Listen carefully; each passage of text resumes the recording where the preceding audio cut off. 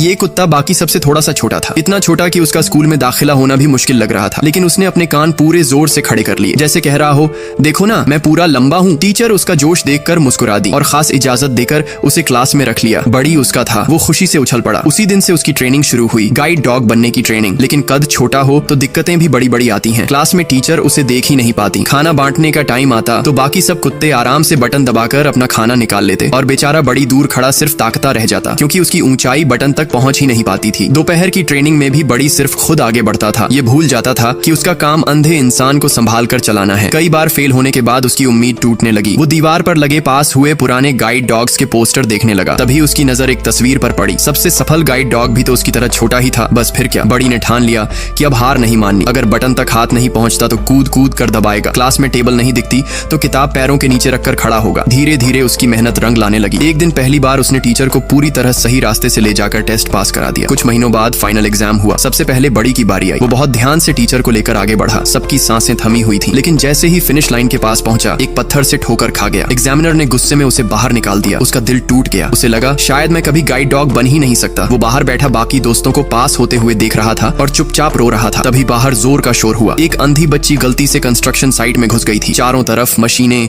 गड्ढे, लोहे की रॉड्स। बड़ी बिना सोचे समझे दौड़ पड़ा। अपने छोटे से शरीर के सहारे लोहे के गेट के नीचे से निकल गया। धीरे धीरे बच्ची का बैग पकड़कर उसे सावधानी से हर रुकावट पार कराते हुए बाहर ले आया। बच्ची ने उसे गले लगाकर कहा, थैंक यू। बाकी टीचर्स और स्टूडेंट्स भी सब देख रहे थे। सबकी आंखों में इज्जत और प्यार था। प्रिंसिपल आगे आए, स्टैच्यू पर लगी हीरो वाली लाल केप उतारी और बड़ी के कंधे पर डाल दी। उस पल बड़ी की खुशी का कोई ठिकाना नहीं था। कद छोटा था लेकिन दिल से वो सचमुच एक हीरो था। दोस्तों, अगर आपको भी ऐसे प्यारे जानवरों से वही प्यार है जो हमें है तो नीचे कमेंट में अपने दिल की बात लिखो। मुझे पढ़कर बहुत खुशी होगी।